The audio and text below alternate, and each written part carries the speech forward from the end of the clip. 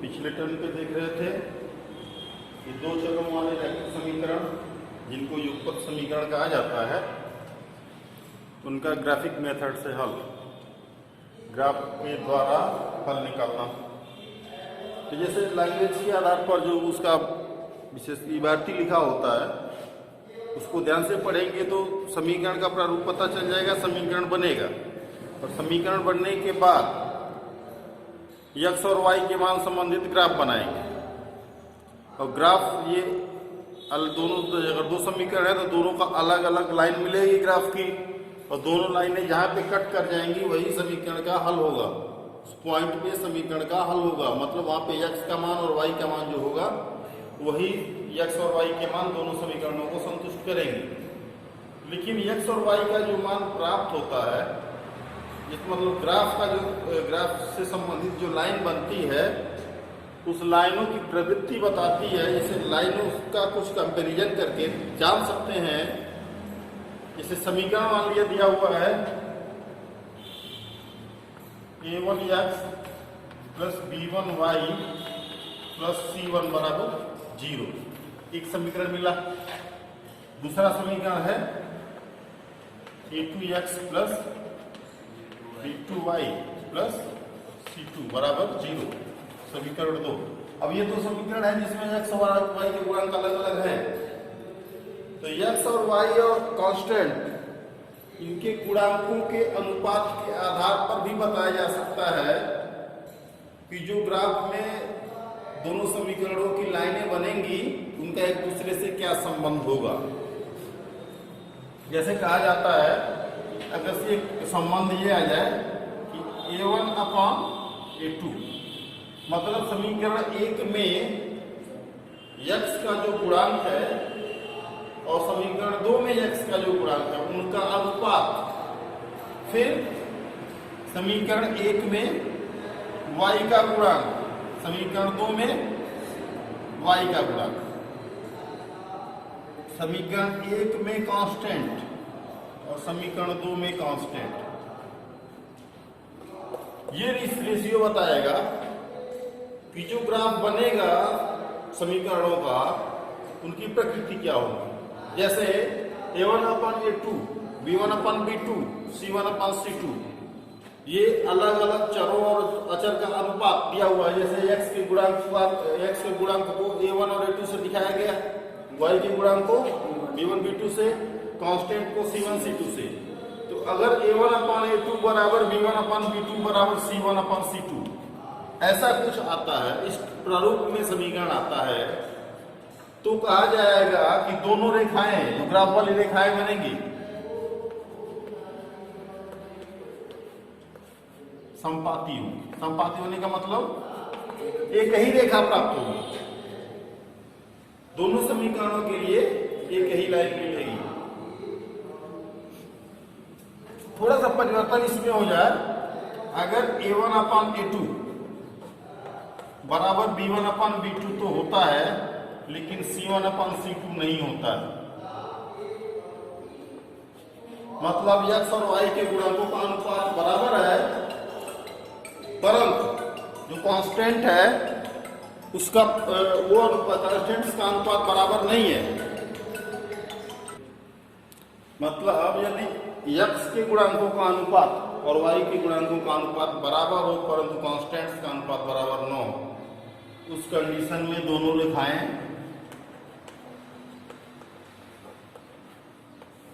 समांतर होंगी। ठीक है। और तीसरी कंडीशन कि यदि a1 अपन a2 मतलब x के गुणांक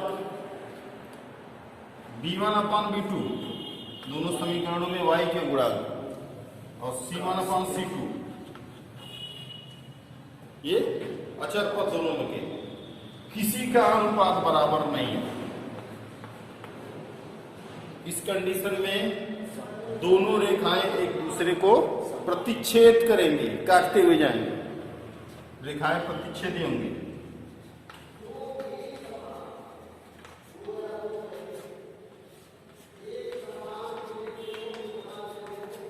इन दोनों कंडीशन में जब संपाती और समांतर होंगे हल नहीं ज्ञात किया है, कोई हल नहीं निकल सकता इसका।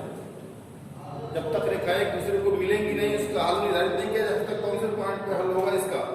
तो जब एक दूसरे को दोनों रेखाएं कट करेंगी वही समीकरण का सॉल्यूशन मिलेगा। तो सिर्फ एक कंडीशन होगा, जबकि a1/a2 बराबर b1/b2 ना हो तभी समीकरण का हल संभव है। ठीक है, ये हो गया सिस्टम जो ऊपर नहीं बताया गया था। ठीक है, अब इसके बाद आगे क्वेश्चन देखते हैं।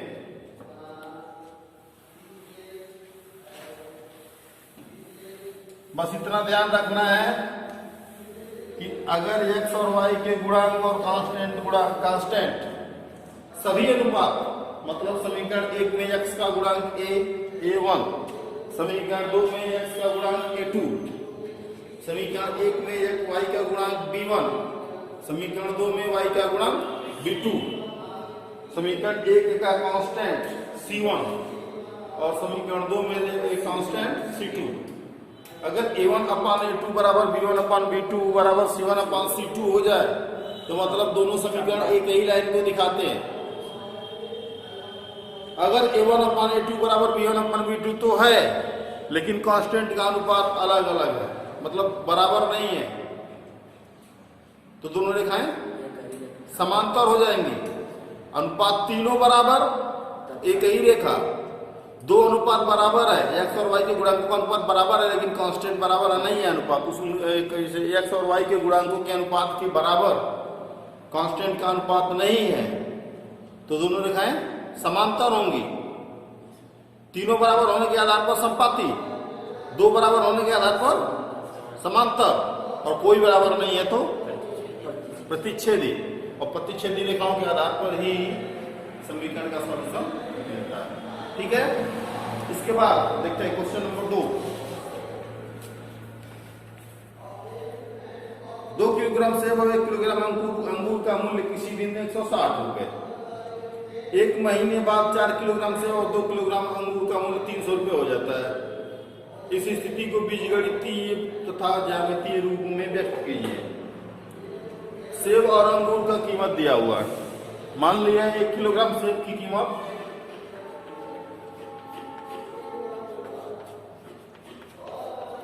क्वेश्चन नंबर 2 है।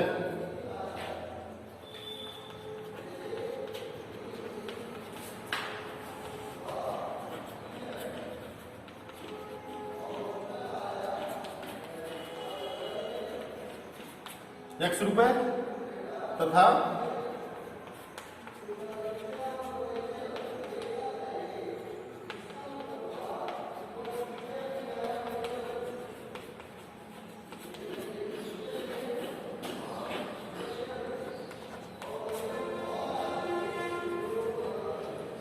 ये मान लिया सेब और अंगूर का कीमत 122 रुपए है। 2 किलोग्राम सेब और 1 किलोग्राम अंगूर का मूल्य 160 रुपए। सेब कितना? 2 किलो, अंगूर 1 किलो। तो प्रथम शर्तानुसार पहली जो शर्त है,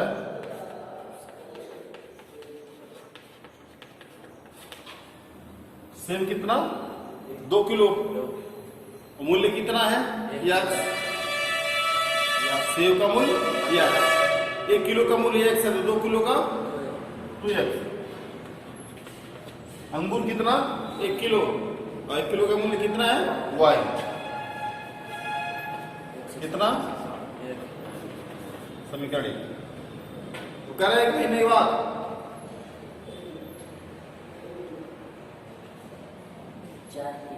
चार किलोग्राम सेब और 2 किलो अंगूर कितना? द्वितीय शर्तानुसार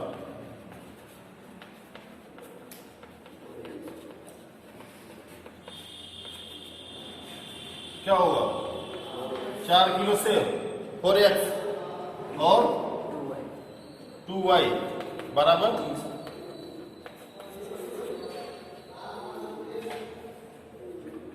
कह रहा है कि बीजगणितीय रूप में तो ये हो गया, तो ग्राफिक रूप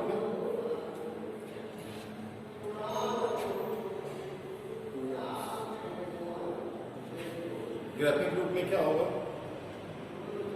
एक चीज ध्यान देना, x का गुणांक 2 और यहाँ पे x का गुणा क्या अनुपात आया 1/2 होगा। यहाँ पे y का गुणा a, y का गुणा अनुपात बराबर हो गया। तो कांस्टेंट ये अनुपात 1/2 का नहीं है ना। 320 होता तो 1/2 हो जाता है। क्या मिलता है a1/a2 बराबर b1/b2 is not equal to c1/c2।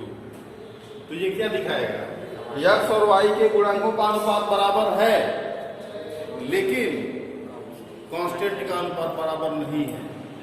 इस आधार पर जो रेखा मिलेगी, दोनों रेखाएं मिलेंगी, वो कौन से किस तरह की रेखाएं होंगी समांतर रेखाएं। तो हम ग्राफ बना के देखेंगे, ठीक है। इसके बाद बनाना है ग्राफ। तो ग्राफ बनाने के लिए क्या करते हैं, पहले टेबल बनाते हैं ना। टेबल ही बनाते हैं पहले। इधर हो गया और यहाँ पे समीकरण 2, इधर हो गया x और यहाँ हो गया y, ठीक है। तो यहाँ पे हो गया x और यहाँ पे हो जाएगा y, ठीक है। अब देखो समीकरण 1 में क्या है, 2x + y = 160। x का मान हम 0 ले लें,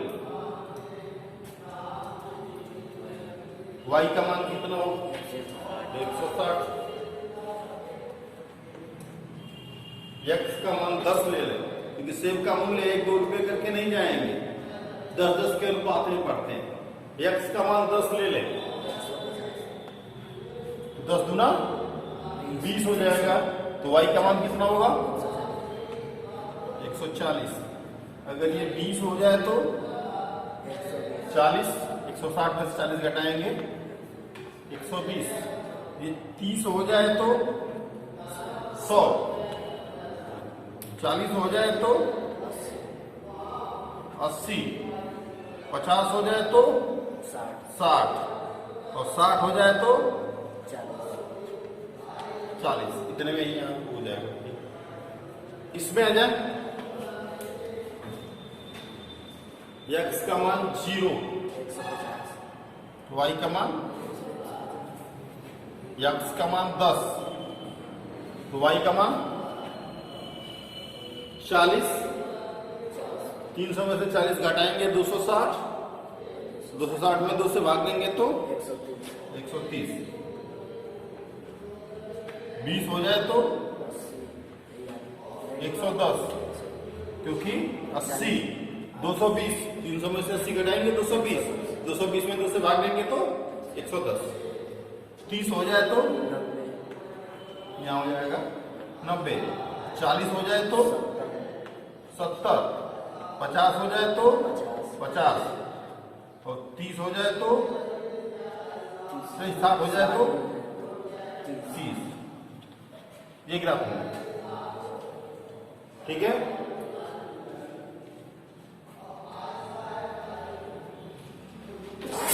इसके आधार पर अब हमको बनाना है ग्राफ, ठीक है।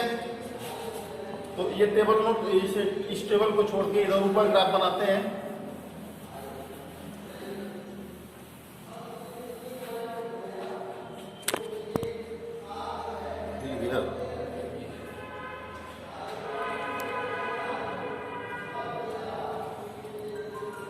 अब हम यहाँ पे अक्ष खींचते हैं।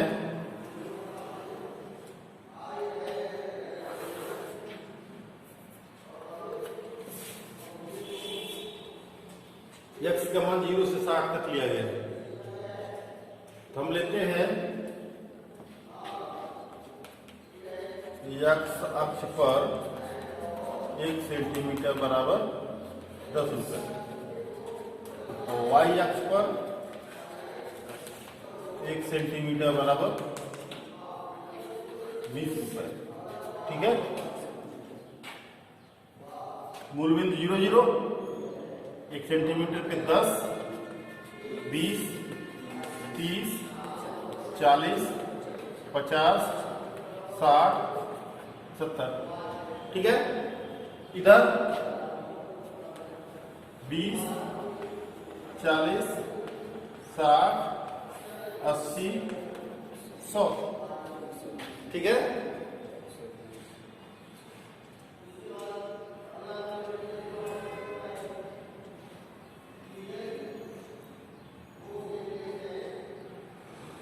थोड़ी कम पड़ रही है, 20 नहीं, ये 30 कर दें, 30 रुपये क्या होगा? 30, 60, 90, 120, 150। समीकरण 1 में देख रहे हैं x बराबर 0 तो y बराबर 160। 160 मतलब मान लिया यहाँ पे x बराबर 0 पे, यहाँ पे, ठीक है। x बराबर 10 पे 140, 140 मतलब इसके सामने 150 के नीचे। x बराबर 20 तो y बराबर 120, x बराबर 20 तो y बराबर 120, x बराबर 30, y बराबर 100,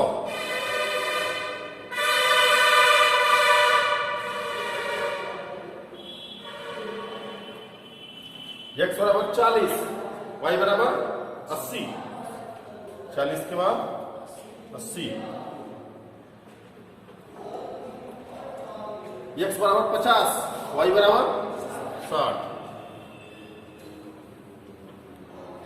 x बराबर 60 तो y बराबर 40। ये देखेंगे कि एक सीधी लाइन मिलेगी, ठीक है, इस टाइप की। समीकरण 1 के लिए और समीकरण 2 के लिए x बराबर 0, y बराबर 150, यहाँ पे x बराबर 10 तो y बराबर 130,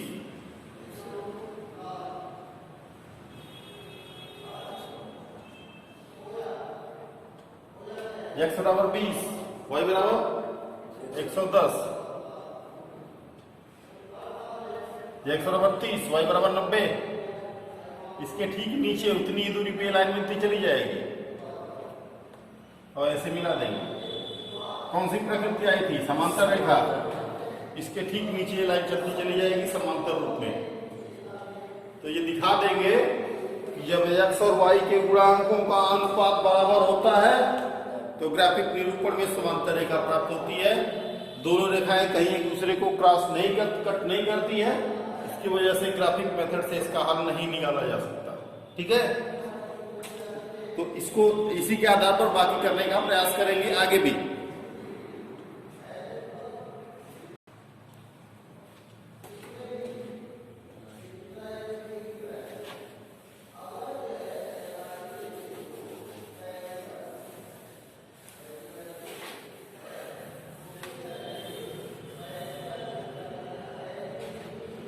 नेक्स्ट क्वेश्चन में दिया हुआ है कि दो रेल पटरियां समीकरणों x + 2y - 4 = 0 और 2x + 4y - 12 = 0 द्वारा निरूपित की गई हैं।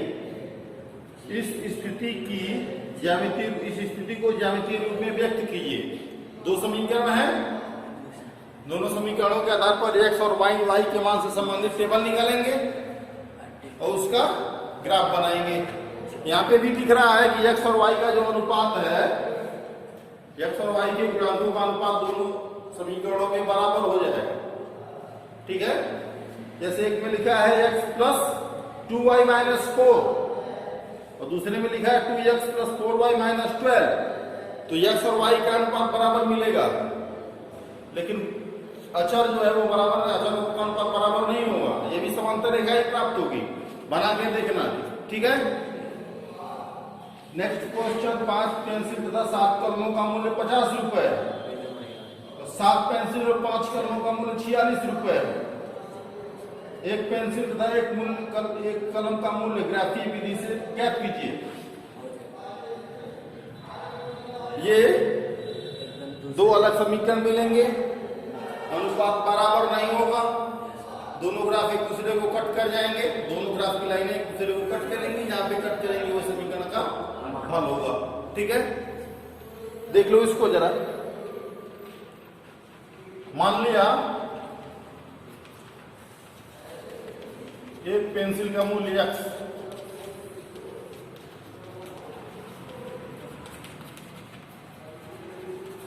तथा एक कलम का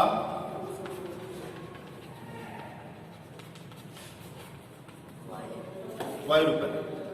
ठीक है, कारण कि पहले कंडीशन में 5 पेंसिल और 7 कलम, प्रथम शर्तानुसार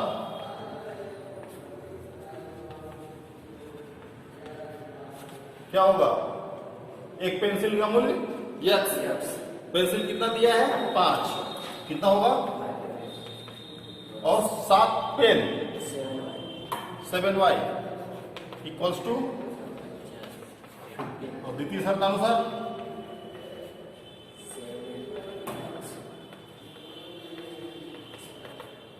7 पेंसिल 7x plus equals to,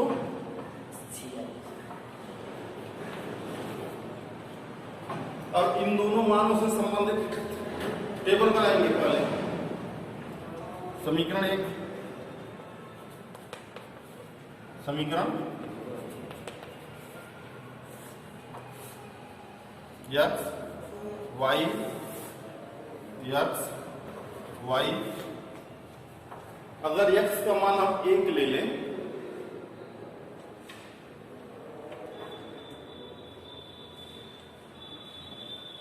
x का मान 0, तो y का मान 50/7, 0 हो जाएगा तो 7y बराबर 50, तो y बराबर 50/7। x बराबर 1, y बराबर 45/7,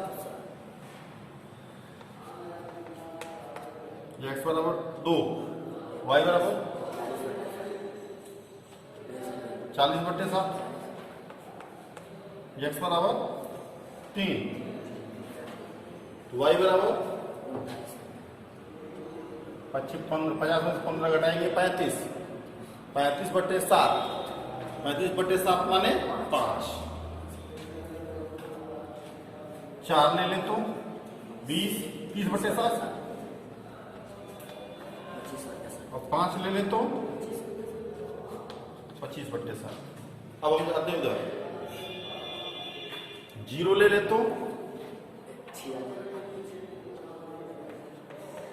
46/5, 1 ले ले तो 1 लेंगे 7, 46 में 7 दिया 39, 2 ले ले तो 14, 46 में से 14 घटाएंगे 32,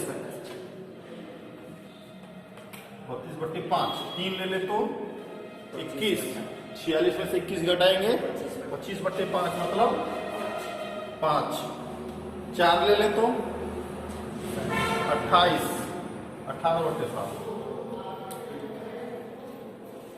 4 ले लो, और 5 ले लो तो 7 25 35, 11/5, 11/5 है ना। ये तो मान निकल गया टेबल। अब टेबल के आधार पर हमको ग्राफ बनाना है। ठीक है,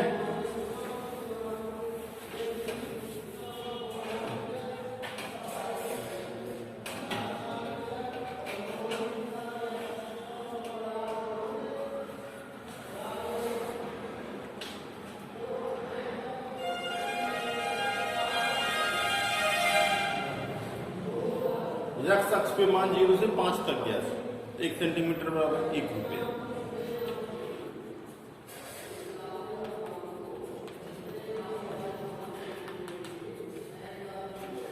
y अक्ष पर 1 सेंटीमीटर क्या बराबर 50/7 कितना होगा वो? 7 से कुछ अधिक होगा, मतलब 8 तक चाहिए। 1 सेंटीमीटर और 1 मीटर ही लेते हैं, ठीक है।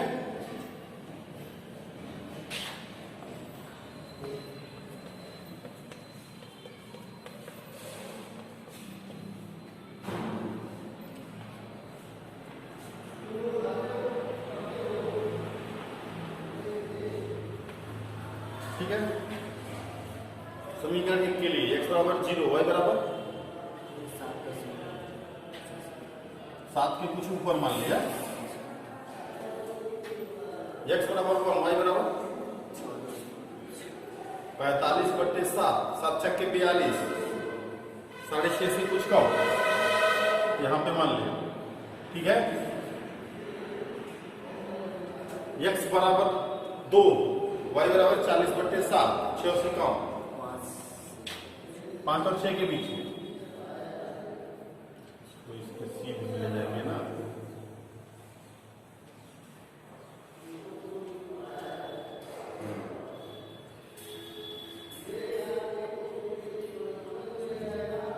दो पे 6 के आसपास, 6 से थोड़ा सा कम।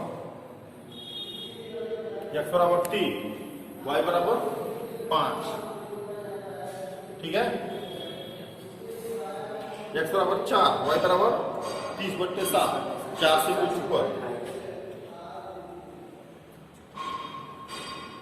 x बराबर 5, y बराबर 25/7, 3 से कुछ ऊपर, ठीक है। लाइन खींचेंगे,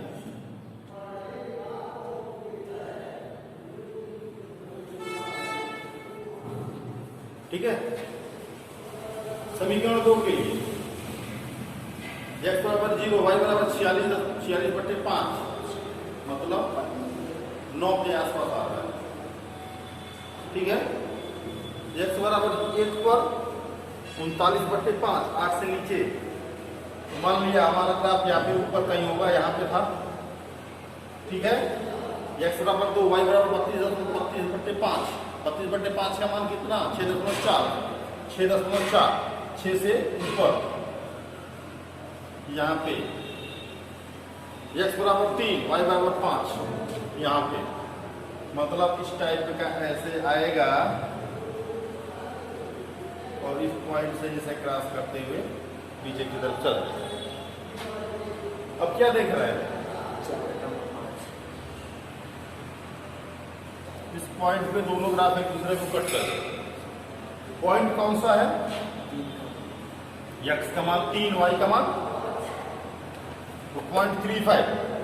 इसका सॉल्यूशन होगा, मतलब x बराबर 3 और y बराबर 5 इस समीकरण का हल होगा।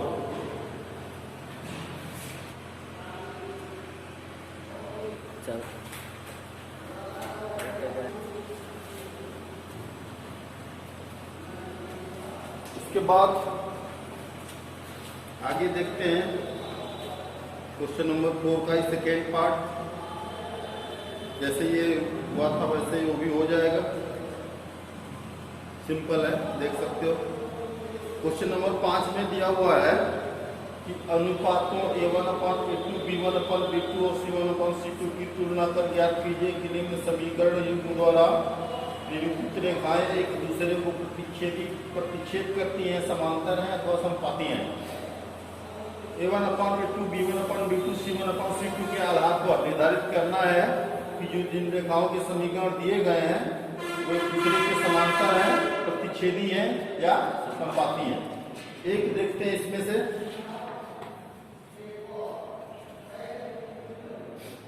समीकरण 1 दिया हुआ 5x - 4y + 8 = 0।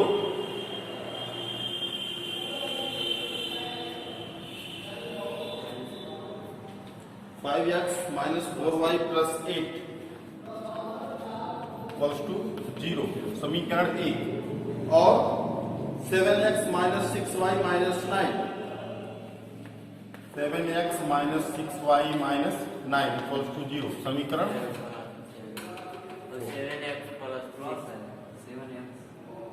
7x + 6y - 9, ठीक है। इसमें से अगर देखा जाए तो A1 क्या होगा? A1 होता क्या है? पहले समीकरण में x का गुणांक कितना है? 5। A2 नहीं, B1 -4, C1 8, A2 7, B2 +6 और C2 -9। तो हमको निकालना है A1 अपान कितना होगा? 5.7, B1 अपान B2 -4/6। इसको लिख सकते हैं -2/3 और C1 अपान C2 8/9। तो हम ये देख रहे हैं कि A1 अपान A2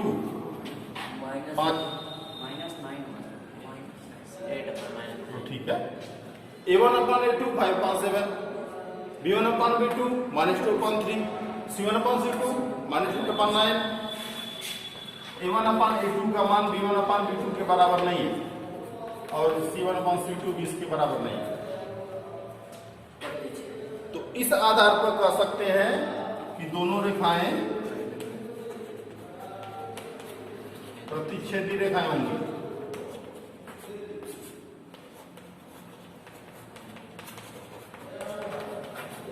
ठीक है। अगर A1 अपान A2 बराबर B1 upon B2 इनॉट equal to C1 upon C2 होता तो समांतर हो जाता, और A1 अपान A2 बराबर B1 अपान B2 बराबर C1 अपान C2 हो जाता तो संपाती हो जाता। ठीक है, ये स्थिति है। इसके आधार पर दो और करना है, देख सकते हो, कर लेना।